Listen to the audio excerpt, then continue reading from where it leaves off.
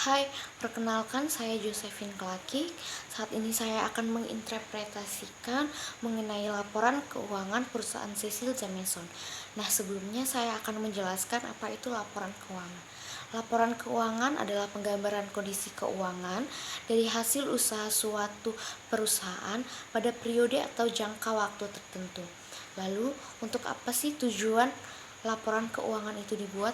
Laporan keuangan bertujuan untuk memberikan informasi mengenai posisi keuangan, kinerja keuangan, dan arus kas entitas yang bermanfaat bagi perusahaan dalam pembuatan keputusan ekonomi perusahaan tersebut. Jenis-jenis laporan keuangan terdiri dari laporan neraca, laporan laba rugi, laporan arus kas, laporan perubahan ekuitas, serta laporan pencatatan atas laporan keuangan. Nah, sekarang saya akan menjabarkan laporan keuangan perusahaan Cecil Jameson. Yang pertama, laporan laba rugi.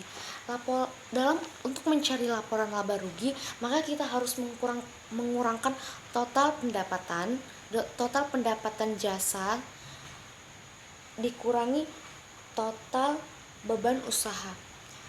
Setelah dihitung pendapatan jasa Cecil Jameson senilai 5.953.000. Lalu untuk beban senilai untuk total beban usaha senilai 4.450.000 yang dijumlahkan dari beban sewa senilai 1.200.000, beban atas jasa hukum 1.635.000, lalu beban gaji senilai 850.000, lalu beban layanan penjawab senilai 250.000, lalu beban utilitas senilai 325.000, lalu beban lain-lain senilai 75.000, lalu beban perlengkapan senilai 115.000, sehingga diperolehlah total beban usaha senilai 4.450.000. Lalu kita akan mengurangkan total pendapatan jasa senilai 5.953.000 dikurang total beban usaha senilai 4.450.000. Lalu didapatlah hasil total labanya senilai 1.503.000. Nah, mengapa saya bilang laba, mengapa tidak rugi?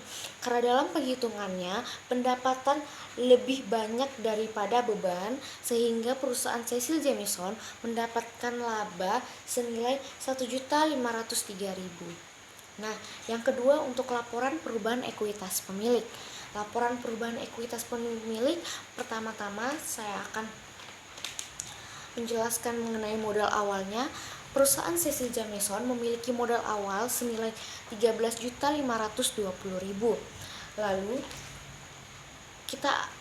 saya akan menjabarkan mengenai kenaikan modalnya, yaitu saya akan mencatat ulang laba bersih yang dari atas setelah dihitung tadi, yaitu 1.503.000 ditambah dengan investasi.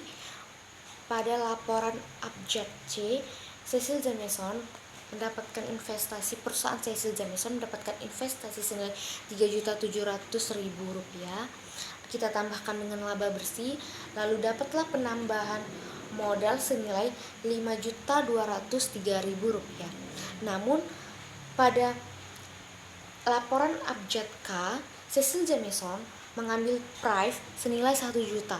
Maka kita kurangkan 5.203.000, kita kurangkan 1 juta menjadi 4.203.000. Oleh karena itu, kita akan mengurangkan modal awal dengan kita akan menambahkan modal awal dengan kenaikan modal, yaitu modal awalnya senilai 13.520.000, kita tambahkan dengan 4.203.000, maka kita dapat modal akhir perusahaan Cecil Jameson senilai 17.723.000. Nah, untuk laporan neraca.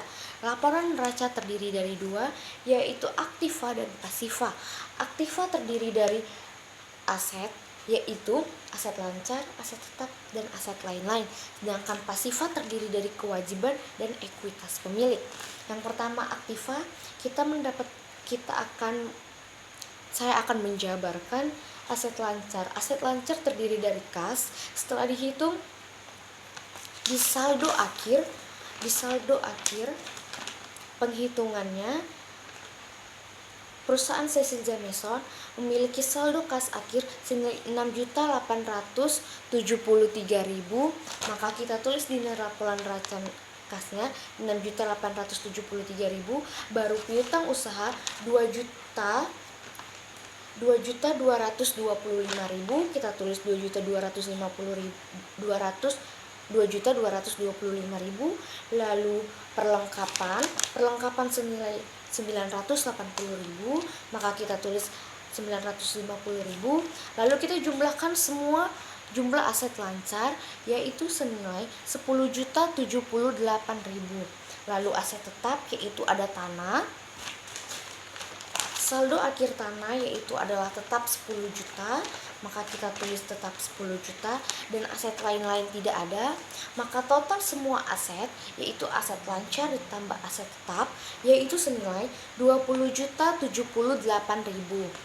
Nah, untuk pasifa saya akan menjabarkan kewajibannya dulu, yaitu di kewajiban ada utang usaha. Utangnya itu senilai 2.355.000, kita tulis 2.350.000, utang jangka panjang tidak ada, utang lain-lain tidak ada, sehingga total kewajibannya yaitu menjadi 2.355.000. Lalu pada ekuitas pemilik, modal awal senilai 13.520.000, kita tulis 13.520.000, baru tadi setelah dihitung di laporan laba kita mendapat laba 1.503.000, kita tulis 1.503.000, lalu kita tidak mendapatkan kerugian atau mengalami kerugian.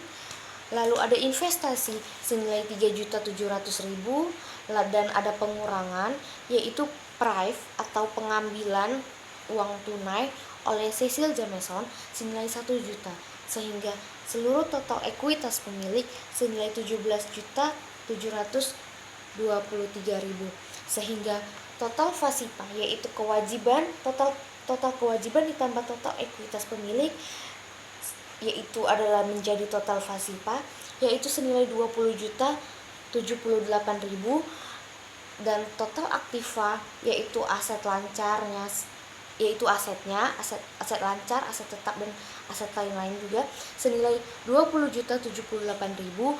Nah, karena total nominalnya sama maka dikatakan balance. Lalu untuk yang terakhir ada laporan arus kas. Laporan arus kas dari aktivitas operasi.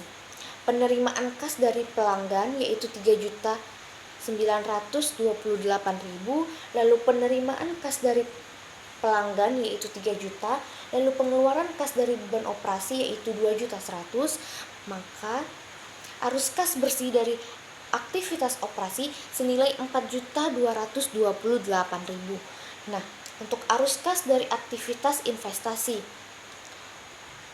itu tidak ada. Lalu arus kas dari aktivitas pendanaan yaitu terdiri dari penerimaan kas dari investasi pemilik senilai 1 juta, lalu penerimaan kas dari investasi tambahan senilai 3.100.000, lalu pengeluaran kas untuk pembagian kreditor yaitu 1.095.000, lalu pengeluaran kas dari penarikan modal pemilik yaitu 1 juta, sehingga kita totalkan yaitu arus kas bersih dari aktivitas pendanaan senilai 2.645.000. Nah, lalu arus kas bersih dari aktivitas operasi kita jumlahkan dengan arus kas bersih dari aktivitas pendanaan yaitu 4.228.000 ditambah dengan 2.645.000, maka dapatlah hasil arus kas bersih dari saldo kas tanggal 31 Juli 2021 yaitu senilai 6.873.000. Sekian dari interpretasi saya. Untuk kurang dan lebihnya saya mohon maaf. Terima kasih dan sampai jumpa. Dadah.